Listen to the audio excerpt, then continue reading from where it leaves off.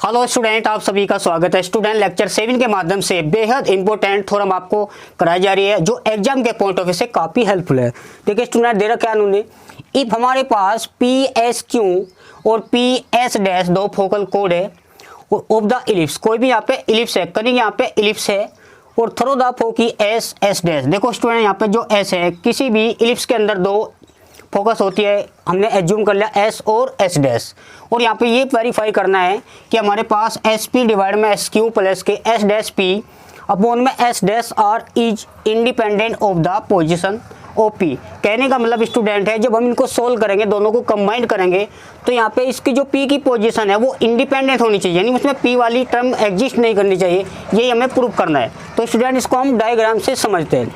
और स्टूडेंट एक चीज़ और बताना चाहूँगा, देखो नॉर्मली आप जो कनिक का इक्वेशन होता है पोलर फॉर्म में L बाई आर 1 प्लस के ई कोस थीटा है, यहाँ पे ई पर डिपेंड करता है क्योंकि ओबियसली जो चैप्टर चला वो 2 डायमेंशन की बात है। तो यहाँ पे कनिक यहाँ पे कई टाइप के हो सकते हैं। यदि ई की वैल्यू 0 है तो हमारे पास जो सर्किल को रिप्रेजेंट करेगा कोई भी कनिक, ई की वैल्यू 1 है वो पैराबोला को रिप्रेजेंट करेगा।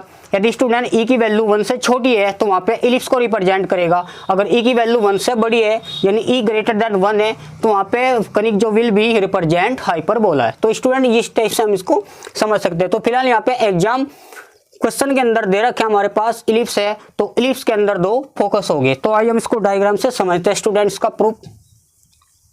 तो सबसे पहले हम यहाँ पे समझते हैं एक्स वाई प्लेन हमारे पास ये, और यहाँ पे एक इलिप्स है, इसके अंदर एक पॉइंट लाई कर रहा है, अंदर सॉरी बाउंड्री पे ही, और यहाँ से एक एस यानी या दूसरी फोकस हो जाएगी और इस पॉइंट से फोकस और यहाँ पे एक पॉइंट मान लेंगे क्यों। यदि हमें पॉइंट चाहिए जो एल्फा है तो हमारे पास की जो कोऑर्डिनेट है एस पी एल्फा आ जाएंगे, और ये पाई एल्फा में पाई ऐड करेंगे स्टूडेंट तो इसका एंगल आ जाएगा पाई प्लस के एल्फा। तो हमारे पास पोल से उस पॉइंट की डिस्टेंस हमारे पास रेडियस वेक्टर होती है। तो इसी प्रकार हम यहाँ से समझ सकते हैं कि हमारे पास पी एस डैश आर दो फोकल कोड है। हमें ये प्रूव करना है कि एस पी डिवाइड में एस क्यू प्लस के P S dash S dash R is independent of position of P, यानी पी की जो स्थिति इसमें होनी चाहिए, ये हमें प्रूव करना है। तो हम इसको इस तरीके से समझ सकते हैं। तो सबसे पहले हम कनिक की इक्वेशन ले सकते हैं। स्टूडेंट यहाँ पे कनिक दे रखा है इलिप्स, तो लेट द इक्वेशन ऑफ कनिक इन पोलर फॉर्म की बात की जा रही। अब यहाँ पे समझते हैं student L by R 1 plus के ई कोस थीटा। यहाँ पे स्टूडेंट समझते हैं ई की जो वैल्यू है 1 से छोटी है क्योंकि यहाँ पे इलिप्स की इक्वेशन पूछी जा रही यहाँ पे। तो सबसे पहले एट पी, ये जो पॉइंट है इलिप्स की बाउंड्री पर लाई कर रहे, यानी इलिप्स पर लाई करते तो उसको सेटिस्फाई करेंगे। तो एट पी जो हमारे पास पॉइंट है एस पी कोमा यहाँ पे एल्फा एंगल है, ये लाई कर रहा है, इसको इस तरह समझ सकते हैं स्टूडेंट। हमारे पास ये एल्फा है, ये इसको सेटिस्फाई करेगा। तो एल बाई आर 1 प्लस के ई थीटा यहाँ पे एल्फा है, आप इसको एज्यूम कर लेना इक्वेशन 1 एंड इक्वेशन 2। और क्यों भी जो पॉइंट है वो लाई कर रहा है सरफेस पे ही इलिप्स की, तो ये भी सेटिस्फाई करेंगे इस कनिक को, यानी इक्वेशन ऑफ इलिप्स को ही। तो एस क्यू यहाँ पे पाई प्लस के एल बाई, स्टूडेंट मैंने प्रीवियस लेक्चर में आपको बताया था, ये पाई इसमें ऐड कर देना हमारे पास। ये देखो यहाँ पे स्टूडेंट ये पाई होता है एल्फा प्लस के पाई, ये दूसरा एंगल आ जाएगा। तो इस तरीके हम इसको समझ सकते हैं। यहाँ पे रखेंगे इस वाले इक्वेशन में तो 1 प्लस के ई, जहाँ पे आर है वहाँ पे एस क्यू कर देना क्योंकि पोल से सेंटर का जो डिस्टेंस वहाँ पे वो रेडियस वेक्टर ही होता है आर। तो 1 प्लस के ई कोस थीटा यहाँ पे पाई प्लस के एल्फा, और एक 180 प्लस के थीटा वो सेकंड क्वाड्रेंट में चले जाता है। सेकंड क्वाड्रेंट के अंदर जो कोस है तो यहाँ पे माइनस ही हो जाएगा। तो 1 प्लस के ई कोस यानी माइनस का आ जाएगा, तो यहाँ पे कोस एल्फा आ जाएगा। अब स्टूडेंट इसको हम ऐड करते हैं क्योंकि यहाँ पे तो थोड़ा सा एक टारगेट को समझते हैं, पहले हम इसको ऐड करते हैं। तो adding first two and third को ऐड करते हैं। तो जैसे ऐड करोगे यहाँ पे इसको आप एस क्यू मानो, इसको स्टूडेंट आप एस पी मानो तो ज़्यादा बेटर है क्योंकि यहाँ पे जो हमारे पास है जो रेडियस वेक्टर है वो एस पी है। देखो यहाँ से यहाँ तक का जो डिस्टेंस है वो एस पी है अल्फा के लिए। तो यहाँ हम ऐड करते हैं हमारे पास, तो L by S P 1 upon L by S Q.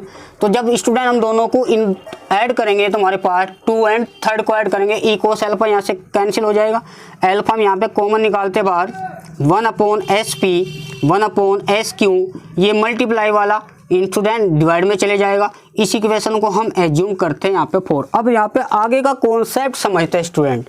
हमारे पास जो टारगेट में यहाँ पे देखो हमारे पास SP है ना, तो SP हमारे पास या PS बोलो बात एक बराबर है, तो यहाँ पे SQ चाहिए, यानी हमारे पास जो SP डिवाइड में SQ चाहिए। हमारे पास देखो ऊपर नीचे तो बात का ऑप्शन है, पहले हमें SP और SQ बनाना। SP हमारे पास ऑलरेडी है तो हम इसको SQ देखो नीचे है यहाँ पे SQ स्टूडेंट, यहाँ पे ऊपर क्या चाहिए हमें SP चाहिए। तो SP तब आएगा जब हम SP से मल्टीप्लाई करते हैं, तो मल्टीप्लाई बाई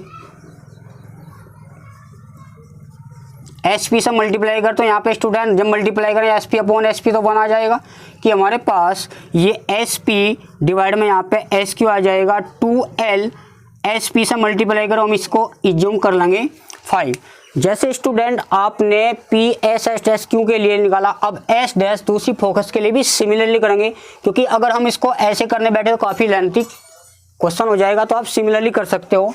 बस आपको S के लिए शो करना है और इसके गैप पर हम SQ निकाल देंगे। तो सिमिलरली अब हम PS' के लिए फाइंड करते हैं।